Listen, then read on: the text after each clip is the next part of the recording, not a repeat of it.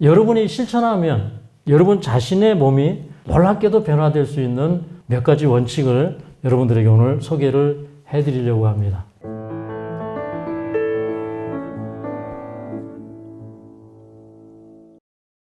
굉장히 중요한 주제에 관해서 얘기를 하려고 합니다.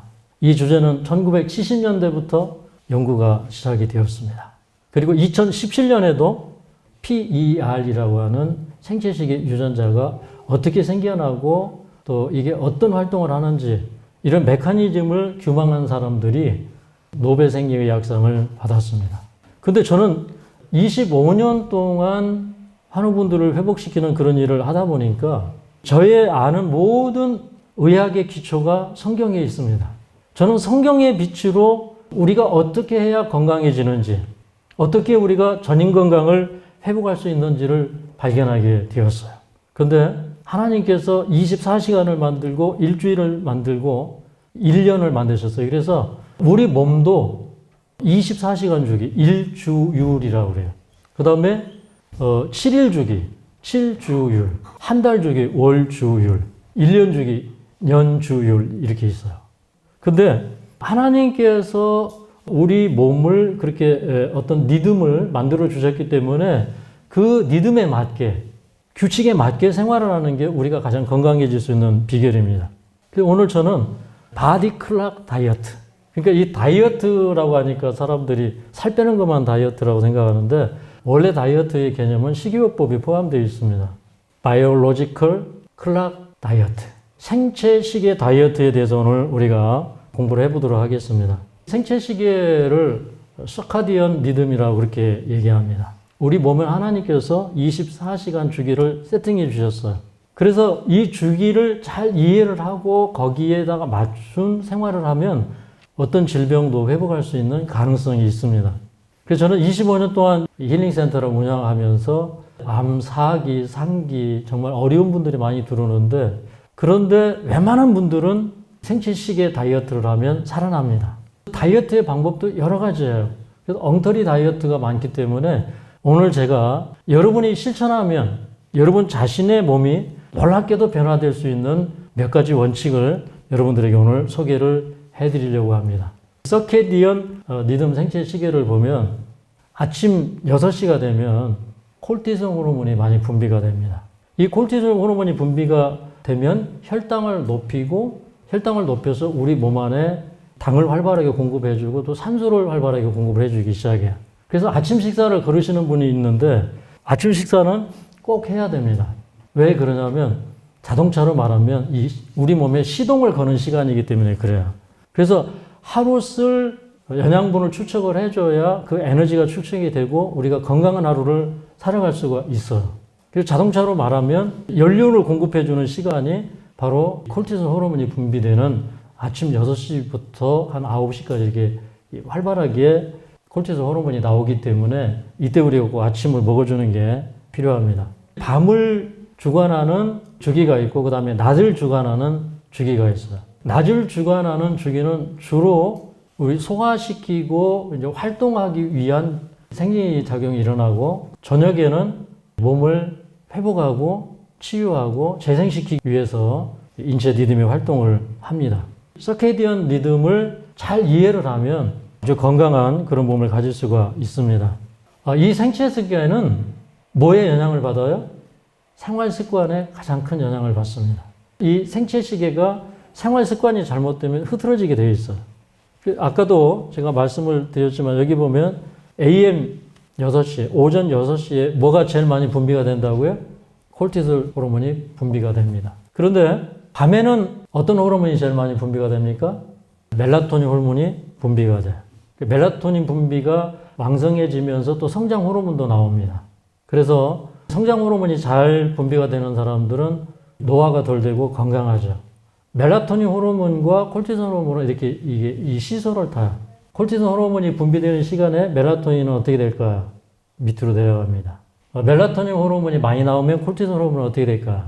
콜티솔 호르몬은 우리 몸의 교감신경을 움직여서 우리 몸을 각성시키고 운동 에너지를 만들어내고 활동하게 해요. 저녁에는 멜라토닌 호르몬이 나오고 이제 부교감신경이 활성화되어서 우리 몸을 이완시켜주고 쉬게 합니다. 근데 우리 소화 기능이 특히 쉬면서 우리 몸에 굉장한 치유가 이루어져요. 아침에 먹은 그런 영양소로 인해서 에너지를 만들어내고 그것으로 활동을 하고 오후 4시에서 한 6시 사이, 한 5시, 6시 되면 우리 체온이 상당히 많이 올라가요. 그 엔진으로 말하면 이렇게 과열되는 시간이에요. 혈압도 올라가고. 그때 이제 교감신경이 확 황진되었다가 부교감신경이 올라오면서 이게 우리 몸은 휴식에 들어가게 됩니다. 4시 이후에 식사를 하는 것은 이런 작용들을 방해해요.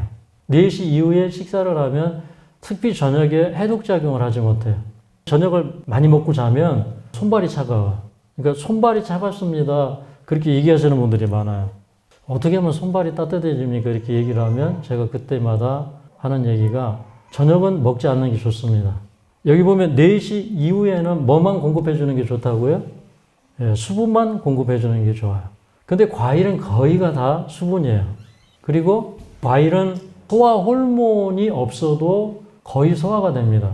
그래서 간이 망가진 분들, 그 다음에 췌장이 망가져서 소화액이 안 나오는 분들, 이제 이런 분들도 과일을 먹으면 소화를 시킵니다. 4시 이후에는 과일만 먹든지, 과일 한 200g 정도만 먹든지, 먹지 않는 게 우리 몸의 건강에 좋습니다. 그래서 저도 몸을 이렇게 체크를 해보면 제가 놀래요. 저의 이 생체시계가 아주 좋은 것 같아요. 미네랄이 전혀 부족한 게 없어. 제가 저를 보면서, 야, 뭐 이런 인간이 다 있냐? 이렇게. 제가 지금 62이거든요. 근데 저의 생체시계는 거꾸로 가고 있어요. 날마다 젊어지고 있습니다. 생체시계를 우리가 이해하는 게 굉장히 중요합니다. 여기 보면 이제 이런 동아일보 기사가 있습니다. 한번 제목을 읽어볼까요? 생체시계 이용해 우울증, 암, 비만 치료한다. 이 생체시계가 고장나서 생기는 질병이 대사성질환, 고혈압, 당뇨, 비만, 더 나아가서 암, 우울증 이런 것들이 다 생체시계가 고장이 나서 그래요. 생체시계 유전자가 관여를 합니다. 그래서 생체시계를 세팅을 다시 하면 우리는 건강해질 수가 있습니다. 요즘에 이런 논문이 나왔어요. 이게 금년 1월달 논문입니다. 제목이 산화 스트레스, 면역 및 암 발병에 있어서 일주기 리듬 조절자 PER의 역할. 생체시계 유전자 PER이 제대로 작동을 안 하면 모든 질병에 걸리게 됩니다. 그런데 이게 고장이 나면 산화 스트레스가 생겨요. 우리 이 세포가 산화되면 어떻게 돼요? 막 파괴되죠. 돌연변이가 일어납니다. 그 다음에 면역에도 생체시계 유전자가 영향을 미치고 암 발병에도 영향을 미쳐요. 이 논문에 보면 이렇게 요약이 되어 있습니다. 한번 읽어볼까요? 놀랍게도 펄스의 이상으로 인한 일주기 리듬의 조절 장애는 세포 주기, 세포 증식 및 세포 사멸, DNA 손상 복구, 산화 스트레스, 면역 및 염증 반응과 같은 생리적 과정에 상당한 영향을 미칩니다. 게다가 펄스는 암 억제에 연루되어 있으며 유방암, 자궁, 내망암, 신경교중을 포함한 수많은 암에서 발현 수준이 크게 변화합니다. 그러니까 생체시계가 고장이 나가지고 결국에는 이게 암이 되더라.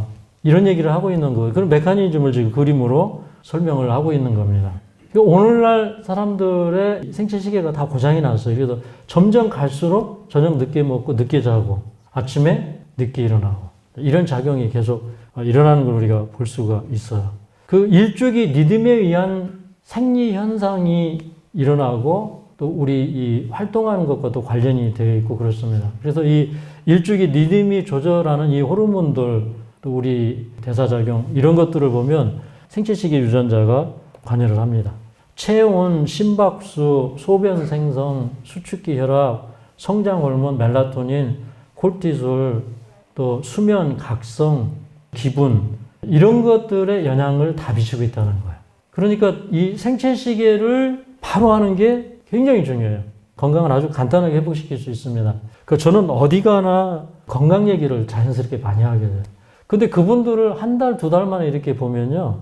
제가, 지난번보다 훨씬 좋아지셨나요? 어떤 분들은 이렇게 살이 빠지고요. 훨씬 더 젊어지고요. 사진을 이렇게 비교해서 찍어 놓은 사진들이 여러 장 있어요. 그러니까 이 생체시계 다이어트를 하기 전과 후를 비교해 보면은 놀랍게도 젊어져 있어요. 너무 예뻐져 있고 그런 모습들을 우리가 보게 됩니다. 여기 보니까 체온, BPM이 뭐예요? 심박수, 혈압, 콜티솔 호르몬, 뇌혈류 이런 것들도 다 이 생체시계가 고장이 나면 이게 문제가 돼요. 이 무드, 기분 이런 것들도 다 생체시계 유전자가 관여를 합니다. 이 연구는 여러분이 볼 때 이제 왼쪽은 이제 정상이에요. 정상적인 사람의 기분을 나타내는 겁니다. 그런데 여기 우울증에 걸린 사람은 이렇게 잘 보면요. 생체시계가 반응이 늦게 일어나. 뒤로 밀려 있어. 그래서 우울증은 뭐예요? 생체시계가 늦게 작동이 되는 거예요. 재밌는 말씀을 좀 드리자면 이 멜라토닌 호르몬은요. 우리가 햇빛을 보고 낮을 주가라는 생체시계가 이 작동을 시작하고 15시간 뒤에 멜라토닌 호르몬이 분비가 되게 돼요. 그러면 저녁에 9시, 10시에 주무시려면 몇 시에 일어나서 밖에 나가야 될까요? 9시, 10시 주무시려면 15시간 뒤에 멜라토닌이 나오니까 6시, 7시면 밖에 나가서 돌아다니고 활동을 해야 돼. 하다못해 창문을 열어놓고 떠오르는 햇빛을 보고 이렇게 해서 이 빛이 우리 눈 안으로 들어오도록 그렇게 해줘야 돼. 그런데 아침에 만약에 12시에 일어난다면 그 사람이 몇 시에 졸리기 시작할 거예요? 12시에 일어나서 밖에 나갔어요. 그럼 이 사람은 몇 시에 잠을 자게 돼요? 새벽 3시에 자게 돼요. 그냥 잠만 늦게 자고 늦게 일어나는 게 아니라 이런 사람은 기분이 어때요? 우울해져요. 그렇죠? 그 다음에 이제 건강의 모든 이게 신호들이 다 나빠지기 시작합니다. 여기 헬스 중앙에는 이런 기사가 있습니다. 최적의 생체 리듬을 위한 생활 습관 6가지를 설명했어요. 첫 번째가 뭡니까? 매일 같은 시간 기상하기. 저녁에 잠을 잤든지 못 잤든지 일어나는 시간을 똑같이 하면요. 나중에 자는 시간이 비슷하게 맞아들어가요. 그러니까 두 번째는요. 적정량의 일광욕. 세 번째는 바쁜 활동. 네 번째는 규칙적 운동. 다섯 번째는 음주, 흡연, 카페인 섭취 피하기. 여섯 번째는 간접등 이용하기. 그런데 여러분 간접등을 켜놓고 자는 게 좋겠어요? 아니면 아예 다 꺼놓고 자는 게 좋겠어요? 아침에 차광막 이렇게 탁 치고 자는 게 좋아. 저는 어떤 때는 눈에다가 수단대 이렇게 하고 자요. 어떤 때는 수파스를 딱 붙이고 자요. 그러면 깜깜하거든요. 그럼 아침에 이게 좀 날이 밝아와도 그런 영향을 안 받아. 그래서 빛은 완전히 다 차단하는 게 좋은데, 근데 제가 여기 이렇게 딱 보니까 제일 중요한 게 빠졌어요. 이용수 원장은 뭐가 제일 중요하다고 얘기해요? 네. 끼니 섭취 시간과 식사량. 그러니까 밥을 언제 먹느냐, 그리고 얼만큼 먹느냐, 이런 것들이 굉장히 중요해요. 생활습관의학에서는 제일 중요한 게 먹는 것, 그 다음에 운동하는 것이에요. 아침 식사가 왜 필요한가? 이 아침 식사가 꼭 필요한 이유가 있어요. 오전 6시부터 9시까지 콜티솔 호르몬이 쫙 증가돼요. 그죠? 콜티솔 호르몬이 나올 때 혈류의 흐름이 빨라지고, 쉽게 말하면 우리 심장의 엔진이 빨리 돌아가기 시작해요. 우리 각 세포에, 각 기관에 포도당 공급을 늘리고 산소 공급을 늘려요. 그러니까 이때 음식을 꼭 먹어줘서 에너지를 공급을 해줘야 돼요. 안 그러면 이 자동차에 기름 떨어지면 자동차 못 갑니다. 그죠? 우리 인체를 가동시키기 위해서 이때 이렇게 먹어줘야 돼요. 근데 이 재밌는 거는 제가 멜라토닌 호르몬하고 콜티솔 호르몬하고 뭐 한다고 그랬어요? 시소를 탄다고 그랬어요. 그래서 콜티솔 호르몬이 올라가는 시간에는 알아서 멜라토닌 호르몬이 어떻게 돼요? 뚝 떨어져요. 콜티솔 호르몬이 나오면 이렇게 막 교감신경도 항진되고 잠자리에 일어나기 1시간 전에 이 남성 호르몬 이런 것도 막 왕성하게 나오기 시작하고 이제 이렇게 해서 우리 하루 활동할 수 있도록 이렇게 준비를 시켜줘요. 근데 저녁이 되면 이게 멜라토닌 호르몬이 쫙 올라가는 시간인데, 근데 이제 문제가 있어요. 제가 오후 4시 이후에는 수분 위에는 섭취하지 않는 게 좋다고 그랬어요. 그런데 저녁에 식사를 하잖아요. 그러면 저녁에 식사를 하는 사람들은요, 그 시간에 콜티솔 호르몬이 쫙 올라가요. 원래 우리 인체의 자연적인 시계는 언제 콜티솔 호르몬이 올라갑니까? 아침 6시부터 9시까지 그때 쫙 올라가. 그 시간에 밥을 먹어야 되는 거예요. 대신 그 시간에 멜라토닌이 내려가요. 근데 이때 안 먹고 저녁에 밥을 먹어요. 그러면 이게 콜티솔 호르몬이 저녁에 올라가 버려요. 그럼 아침에 콜티솔 호르몬이 올라갈 게 있을까요? 없을까요? 저녁에 다 써버리니까 아침에 안 올라가는 거예요. 그러니까 아침에 우리 몸이 이렇게 깨어나질 않아요. 각성이 안 되고 교감신경이 항진이 안 돼요. 그 다음에 이렇게 소화 에너지가 비축이 되지가 않아요. 그래서 이제 아침 먹기 싫어지는 겁니다. 내 생활 습관이 아침을 안 먹게 만들었어. 아침을 먹어야 되는데 아침을 안 먹던 분들은 아침에 소화 호르몬이 잘 안 나와요. 그래서 이제 조금씩 먹기 시작해요. 처음에 시작할 때는 과일이라도 먹기 시작해라. 그렇게 얘기하고 아침에 뭐 녹즙 드시고 뭐 이런 분들이 있는데 아침에는요, 칼로리 보충을 충분하게 해줘야 되기 때문에 공유 식사를 하는 게 좋습니다. 이 그래프를 보면 콜티솔 호르몬, 성장 호르몬, 멜라토닌 호르몬을 보여주고 있는데 성장 호르몬이나 멜라토닌 호르몬은 거의 비슷하게 이렇게 같이 가요. 멜라토닌 호르몬이나 성장 호르몬이나 이런 것들이 암을 예방해주는 그런 호르몬이기도 해요. 그 다음에 콜티솔 호르몬은 이런 호르몬들이 내려갈 때 올라가요, 이게. 그렇기 때문에 운동을 하면 콜티솔 호르몬이 내려갈까요? 올라갈까요? 올라가죠. 그러면 밥 먹고 저녁에 운동하면은 좋아요, 나빠요? 저녁에 운동을 하면 콜티솔 호르몬이 올라가요. 그럼 당연히 멜라토닌 호르몬은 어떻게 될까요? 내려가요. 그러면 저녁 운동은 저녁 먹은 다음에 하는 게 좋을까요? 저녁 식사 전에 하는 게 좋을까요? 저녁 식사 전에 해야죠. 근데 제일 좋은 저녁 식사는 밥을 먹는 게 아니고 과일 정도만 먹는 게 좋습니다. 과일 정도만 먹으면 이 과일 속에는 항산화제가 많아요. 또 간 해독에 필요한 비타민, 미네랄 이런 것들이 많아요. 잘못된 일이 이식에 대해서 이거 짚고 넘어가야 돼요. 오늘날 잘못된 일이 이식을 주장하는 사람들이 굉장히 많습니다. 일 이식의 저자, 히가시 시게요시, 이분의 영향을 사람들이 많이 받은 것 같아요.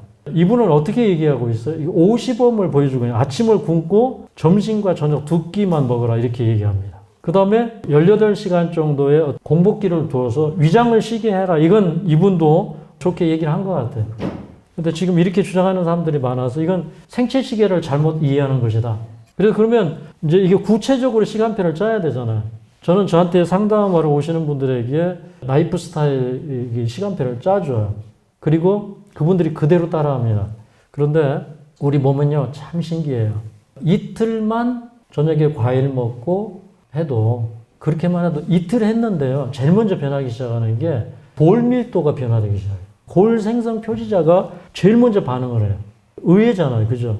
근데 어떤 사람도 여러분 면역세포 이런 게 다 어디서 나와요? 림프구 이런 것들이 다 골수에서 나오기 때문에 골수의 건강은 우리 면역에 아주 절대적입니다.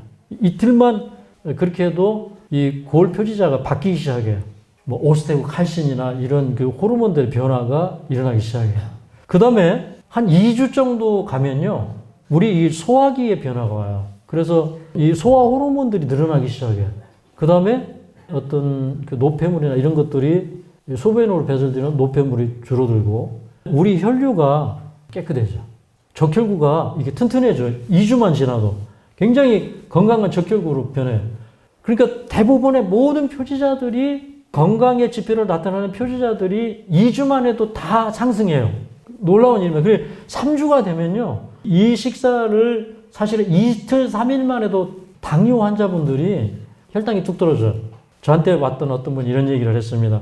아, 원장님, 저는요, 지금 한 몇 년 동안 약을 먹어도 200 이하로 안 떨어진대요. 한 번도 자기가 그 이하로 떨어진 적이 없대요. 그런데 이틀을 딱 과일을 줬어요. 저녁만. 그런데 이분이 몇 년 동안 일어나지 않은 변화가 단 이틀 만에 일어났어요. 혈압도 굉장히 많이 내려갑니다. 그런 이제 변화들이 많이 일어나기 시작해요. 오전 뭐 6시에 밥을 먹어도 좋고 7시에 먹어도 돼요. 7시나 8시에 밥을 먹어요.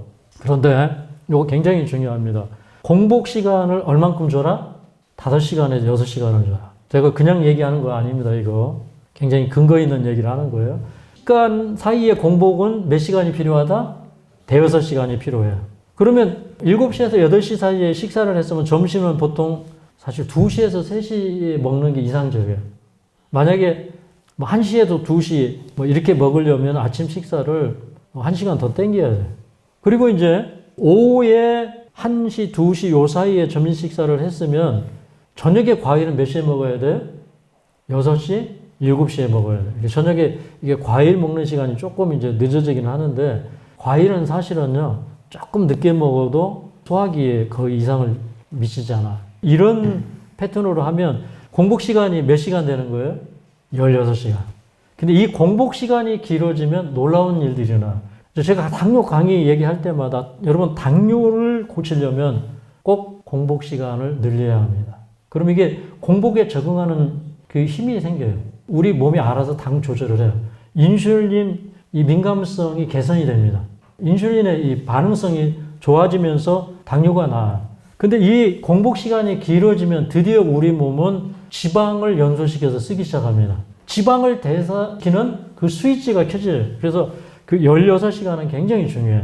우리가 클린이라는 이 책을 보면 여기서 얘기하고 있는 이 저자는 해독 시간은 마지막 식사를 마친 뒤 약 8시간이 지난 후에 켜지고 해독 작용이 잘 이루어지려면 적어도 몇 시간이 필요하다? 4시간이 필요하다. 그러니까 마지막 식사를 한 지 8시간이 되어야 해독 스위치가 켜져요. 그리고 적어도 몇 시간은 해독을 해야 된다는 거예요? 4시간을 해야 된다. 해독 작용이 이루어지는 이 시간대가 사실은요, 우리가 식사를 하면 이제 식후에는 우리가 먹은 음식물에서 탄수화물을 통해서 포도당이 공급이 되는데, 그런데 이제 4시간, 5시간 이렇게 지나면 간에 저장되게 사용이 되고 12시간쯤 되면은 대부분의 대사작용이 지방대사로 이렇게 바뀌어요. 8시간 이렇게 지나면 지방대사가 많이 증가하는 그런 시간이에요. 그러니까 해독을 잘 하려면 우리 몸이 지방을 잘 쓰는 그런 몸으로 변해야 돼요. 지방을 잘 쓰면 당뇨, 고혈압, 심혈관계 질환 이런 것들이 거의 없어지는 겁니다. 자, 이제 제가 굉장히 중요한 이제 그래프를 여러분에게 보여드리고 있는데, 이 패드 구간이 있죠. 이 패드 구간. 이게 식후 상태예요. 우리 소장에서는요, 참 감사한 게 1시간에 당을 40g 정도밖에 흡수를 안 해요. 이게 만약에 막 80g, 100g 흡수를 해버리면 우리 이 혈당, 이 심혈관계에 굉장히 문제가 생겨요. 식후에 이렇게 쫙 흡수량이 늘었다가 4시간이 지나면 이렇게 밑으로 뚝 떨어져. 밑으로 쭉 떨어집니다. 그러면 이제 한 5시간쯤 되면 간에 저장되어 있던 게 조금 분해되어 가지고 사용이 돼요. 그런데 12시간이 지나면 여기 글루코네오제네시스라고 하는 이걸 뭐라고 합니까? 당신생이 되기 시작해요. 그럼 이 당신생이 될 때는 우리 몸에 저장되어 있는 지방, 단백질 이런 것들을 끌어다가 쓰는 거예요. 우리가 12시간 이상 공복기를 가지면 한 16시간 이렇게 이제 공복기를 가지면 참 좋아요. 식사를 8시간 이내에 하고 한 16시간 정도의 공복기를 가지면 해독이 충분하게 돼요. 당신생이 될 때에 지방도 분해되고 케톤체 생성도 되고 이러면서 우리 몸에 굉장한 이 노폐물들이 태워지기 시작합니다. 지방 연소는 노폐물 연소와도 밀접한 관계가 있어요. 이제 저녁에 공복기를 갖는 게 굉장히 중요합니다.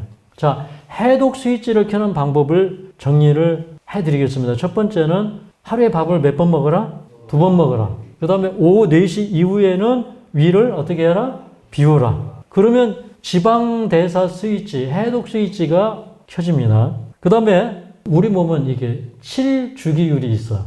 여러분 성경은 일주일에 하루는 어떻게 하라고 그랬어요? 안식을 해라. 쉬라 그래요. 근데 우리 몸을 일주일에 하루 쉬어주면 놀라운 일이 벌어져요. 여러분 제가 이게 굉장히 많은 경험을 통해서 얘기하는 거예요.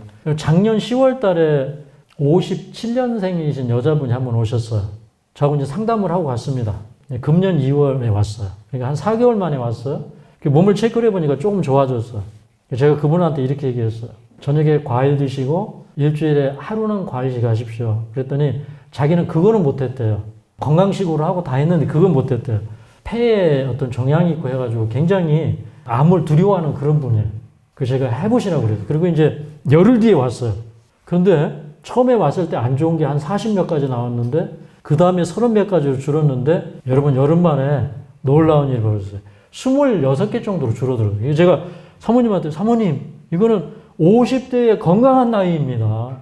걱정하지 말라고. 이제는 암이 있어도 나을 만큼 좋아졌으니까 두려워하지 말라고. 그렇게 했는데 그분이 이렇게 탁탁 따라하셔. 그래서 일주일에 하루 이틀 과외식 하는 거 굉장히 좋습니다. 미토파지를 일으키는 생활, 유산소 운동, 냉온유, 공복 상태를 유지하는 거 이런 것들이 다 우리 신체 시계를 건강하게 하는 겁니다.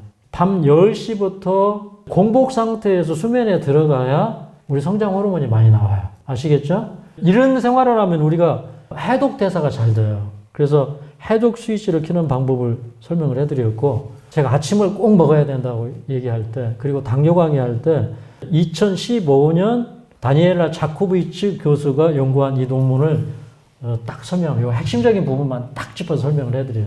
당뇨 환자에게 아침을 먹었을 때와 아침을 굶었을 때를 이제 비교를 해본 거예요. 당뇨 환자들을 대상으로 해서. 그런데 아침을 먹는 사람은 점심에 혈당이 적게 올라가고, 아침을 굶는 사람은 점심에 혈당이 많이 올라가요.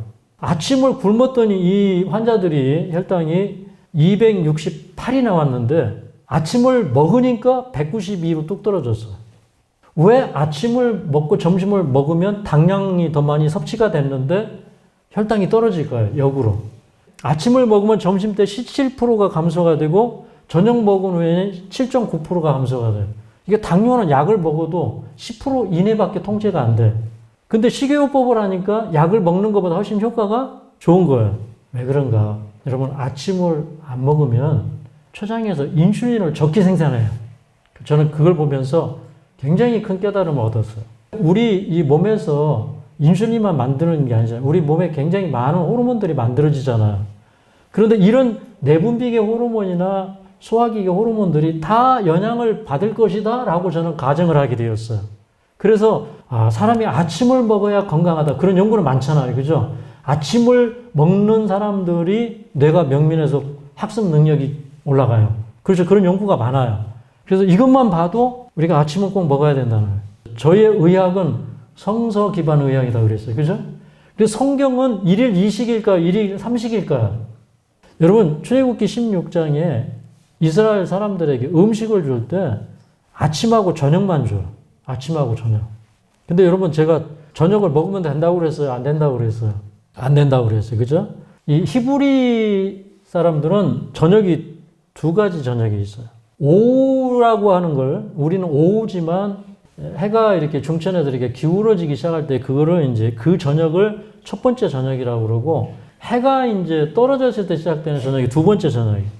첫 번째 저녁, 해가 중천에서 기울어질 때 이거를 에레브라 그렇게 해요. 에레브. 그런데 여기 출애굽기 16장에 이렇게 만나를 주실 때 아침하고 저녁에 줬는데 이거는 뭐냐면 해 떨어진 저녁이 아니고 오후를 얘기하는, 해가 서산으로 서서히 기울어질 때 유대인들이 양을 잡아서 먹는 시간도 이게 두 저녁 사이예요. 출애굽기 12장에 나오는 양을 잡아서 먹는 시간이 해질 무렵이라고 우리 성경은 되어 있지만 영어로는 between two evening, 그러니까 두 저녁 사이에. 그리고 두 저녁 사이 12시와 6시 사이는 언제예요? 3시 정도에 먹었어요. 건강개혁자, 여기에 보면 히브리인들의 일반적 식사 습관은 하루에 2끼 먹는 것이었다. 그들이 가장 잘 차려서 먹는 때는 한낮이 좀 지나서 먹는 식사였다. 그러나 이방의 사치스러운 습관이 그 나라에 들어와서 왕과 왕자들은 밤 늦게까지 잔치하는 것에 익숙해져 있었다. 그러니까 원래 유대인들은, 구약시대 유대인들은 이식을 했는데 이게 로마 시대에 들어와가지고 왕가에서부터 사람들이 저녁에 이렇게 만찬을 즐기는 이런 문화가 만들어져서 나중에는 너도 나도 먹게 되었다 이 말이에요. 그래서 우리 한자도 조석, 끼니 이렇게 얘기합니다. 그러니까 아침조, 저녁석, 그게 끼니예요. 점심은 정규 식사가 아니었어요. 고려시대, 조선시대 때 다 그랬습니다.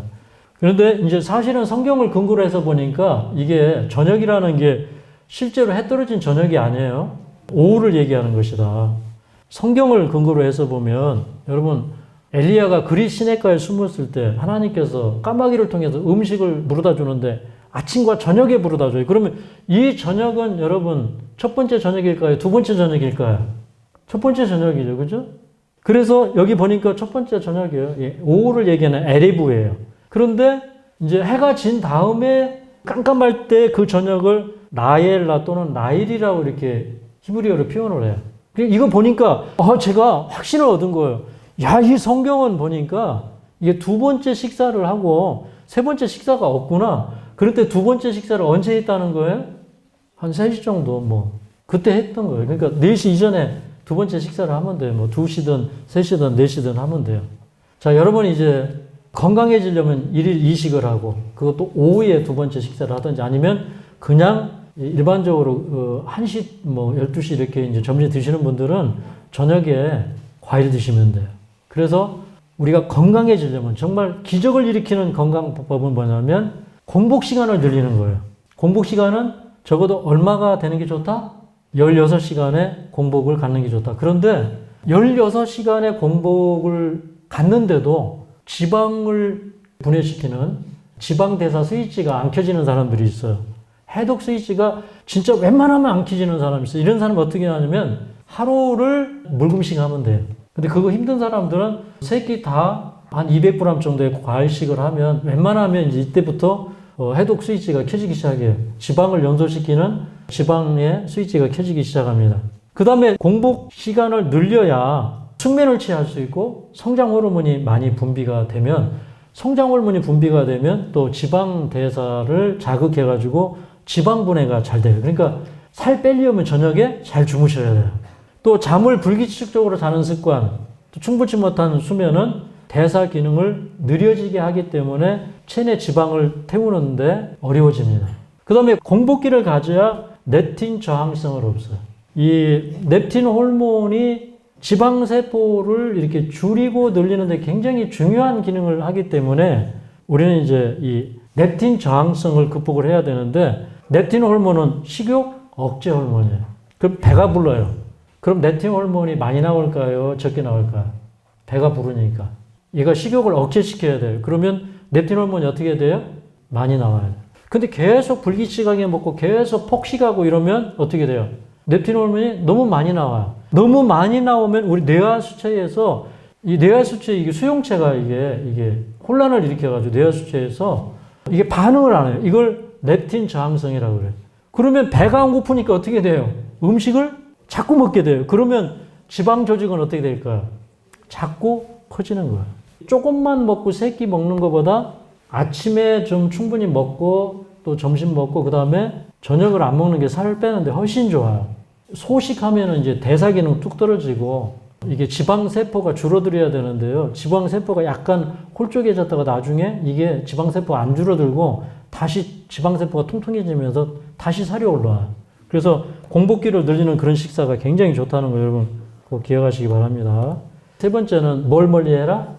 고기는 칼로리는 높아요. 고기는요, 칼로리는 높아요. 근데 영양 밀도는 사실 현저하게 떨어져요. 칼로리당 영양 밀도도 현저하게 떨어져요. 그러니까 채소, 과일에 비하여 미네랄 수치는 굉장히 낮아요. 그 다음에 또 한 가지의 문제가 있는데 항산화제, 암을 예방하는 항산화제가 고기에는 거의 없어요. 근데 과일과 채소에는 많이 들어있기 때문에 우리가 육식을 하지 않는 게 좋아요.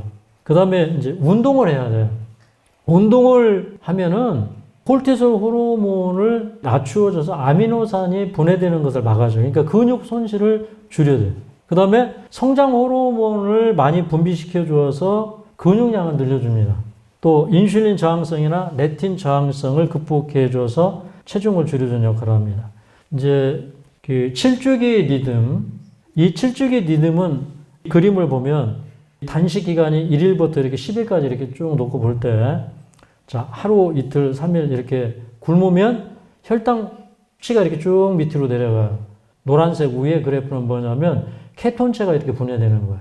그러면 혈당이 이렇게 쭉 내려가면은 케톤체 분해는 더 많이 되겠죠. 그런데 이게 일주일 사이클로 이렇게 움직이는 거예요. 이거 이광조 박사가 연구해가지고 이분이 참 이거 좋은 연구였어요. 그러니까 우리 몸에 포도당이나 케톤체나 이런 것 7주기 리듬을 가지고 있다. 이 7주기 리듬을 잘 활용해서 저는 식이요법을 짤 때 다 7주기예요. 115. 그러니까 하루 과일식, 하루 보식, 5일 건강식, 이거 115, 214, 313 다 7로 끝나요. 그래서 일주일에 하루나 이틀을 계속해서 해독을 할 수 있는 그 프로그램을 해요. 그러면 그때 7일 사이클로 해서 암도 치유가 되더라. 이제 이런 연구를 이광조 박사가 했습니다. 그 다음에 요거 굉장히 중요한 건데 1일 2식을 하는데 두 번째 식사를 많이 하는 게 좋을까요? 아침을 많이 먹는 게 좋을까요? 아침을 많이 먹는 게 좋아요. 저 여기 CD 173쪽에 보면요. 아침 식사를 많이 하는 것이 좋다고 해요. 아침 식사를 하는 게 가장 이상적이에요. 그래서 두 번째는 그거보다 적어야 돼요. 그 다음에 세 번째는 안 하거나 아니면 과일만 먹을 때 많이 먹어라, 조금 먹어라, 조금만. 저는 200g 이하로 섭취하라고 말씀드립니다. 근데 여러분 저는 이거 한 25년 전부터 했어요. 근데 최근에 간헐적 단식이며 많은 논문들이 계속 나오는데 제가 한 거를 꼭 뒷받침해주는 논문 같아요. 그래서 제가 25년 동안 해온 게 잘못되지 않고 세월이 갈수록 더 정확한 것으로 판명이 되는 이유는 제가 성경을 근거로 해서 식이요법 세팅을 했기 때문에 그렇습니다. 자, 한 끼 식사를 한 다음에 몇 시간의 휴식이 필요하다? 네, 대여섯 시간. 쉬겠습니다.